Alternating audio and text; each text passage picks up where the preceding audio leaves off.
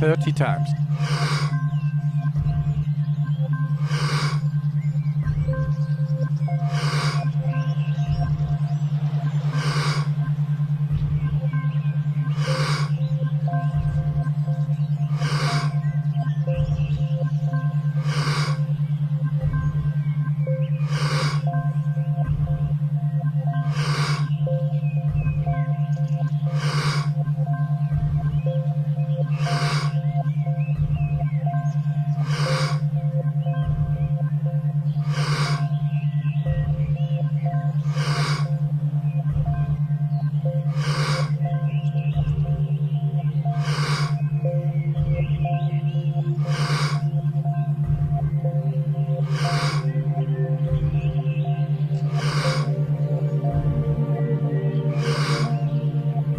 Ten times more.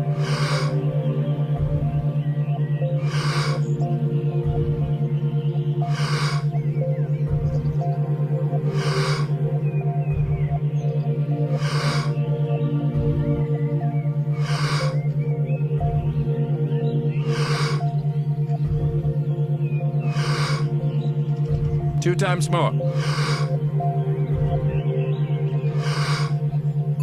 Letting go and stop. How do we tap into the unconscious mind? Well, I mean, there are things you can do to make it more likely. You can meditate. You can, you can do affirmations. You can do hypnosis. You can see somebody who is a healer. Mm-hmm. But I think these are all ways of somehow getting around whatever that gap is between where you think and the part of the brain that connects to the body. What's been the biggest challenge you've faced in your body? The biggest pain you've had to overcome? And what was the practice you used to overcome it? You know, I had, I'll tell you, can give you many examples, but one was, this must be about 12 years ago, I had meniscus pain in my right knee, and I'm not sure it was from, I can't relate it to any specific injury, but, you know, I've been very active, and, you know, I'd have episodes where it got bad. I came to California on a business trip, and suddenly in the space of a few hours, the pain got so bad I couldn't walk, and I actually had to get in a wheelchair to get back home to Tucson. And I saw, it subsided a bit. I went to see an orthopedist who x-rayed my knees. He said there was no cartilage left. Started talking about knee replacement. I had a friend and colleague in New York who was a very good body worker that I'd seen and had been great. And I went to see him, and he said, you know, this is all a matter of balance and weight bearing, and he did some work on me. Vanished. Really? Vanished. You could walk fine after that? Yeah. I never had a problem. So maybe you were leaning on one side too much. Who knows? Or your hips or something. But if I had... So the one doctor is saying you have no cartilage, you have surgery, otherwise you're never going to be able to walk. And maybe that's true. Maybe I don't have cartilage, but you know, you can live with that and not have pain. Right.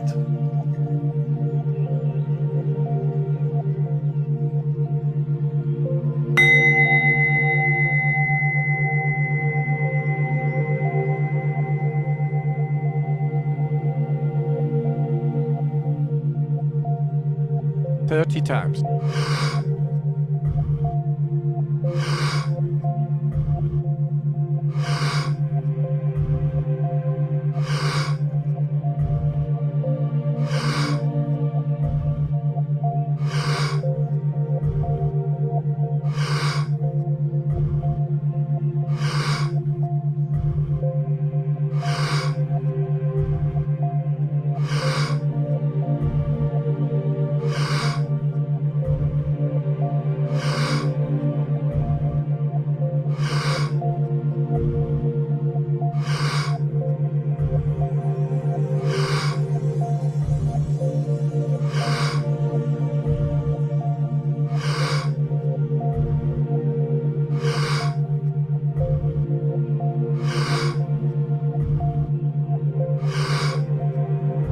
Ten times more.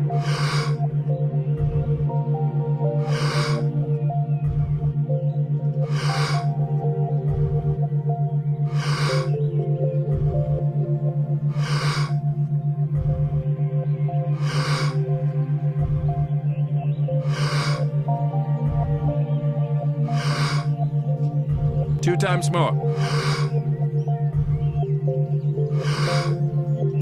letting go, and stop. You look like you're jacked. Yeah, you're pretty good shape, man. Not bad.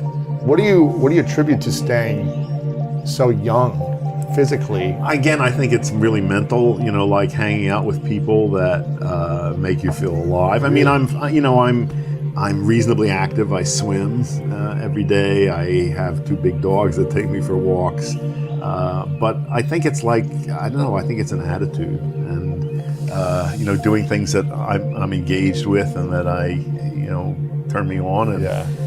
Have you done any surgeries? No, I had my tonsils out when I was really little. Yeah. And no, nothing major. Wow. So that was one instance with the knee. Was there another? Oh, I can give you so many things like that. I mean, some of these I've put in my books, stories like this. But and when I like to tell people about this because, in my experience, most people do not have great confidence in their body's ability to repair itself. And I think this is where all good medicine starts, is with the body has incredible healing potential. And I find it, it's easier to talk with kids about that than doctors. When a kid gets an owie, you say, look what happens, watch how your body heals that. And you can plant the seed of the idea that the body has a healing system. It can repair itself. Most doctors think that's new age woo-woo. But it's not. I mean, it's like that the body has unbelievable capacity to adapt, to repair, to regenerate. Yeah. And I feel one of my jobs as an integrative physician is to instill that kind of confidence in people, to make them, you don't have to run off to a practitioner, every time something goes wrong.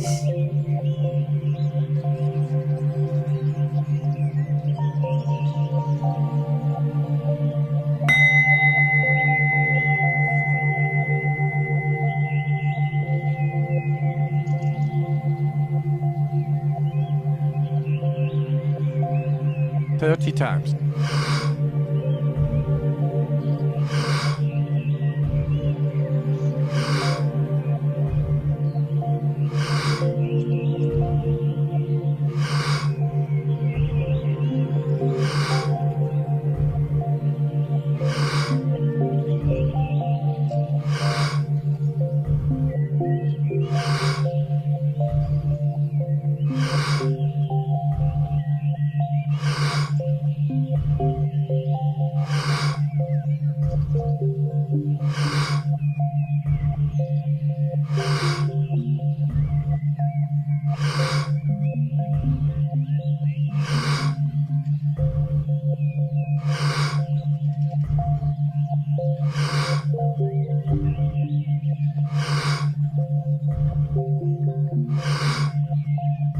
Ten times more.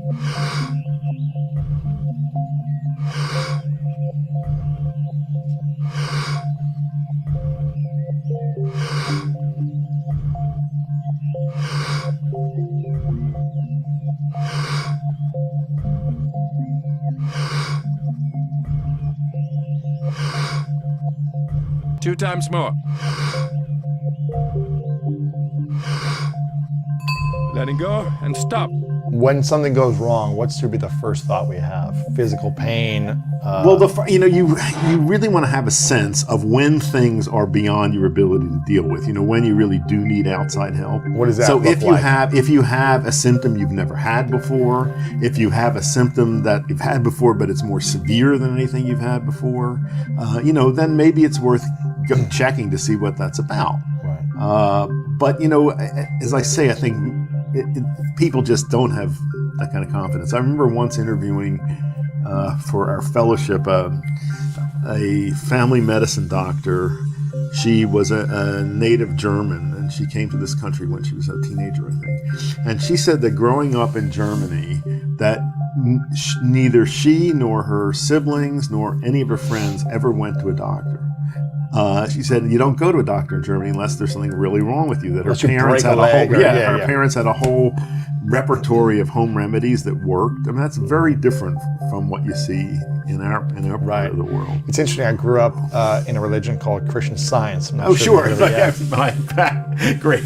And so I grew up in what you might consider a woo-woo way of thinking. Yeah, really. Which I never went to the doctor. I never, took medicine. I never got vaccinated for anything. I had to have like permission slips that like I don't need to go to school Great. for vaccinations and things like that, which seems like the world is changing these days for even religious acceptance to non-vaccination. And I was trained at an early time that the mind heals the body. Right. This was something that was constant, and my father would just ingrain this in me. Anytime I felt like sick or whatever, he was just like, know the truth that your mind has power, your body can heal itself, and constantly focusing on the mind,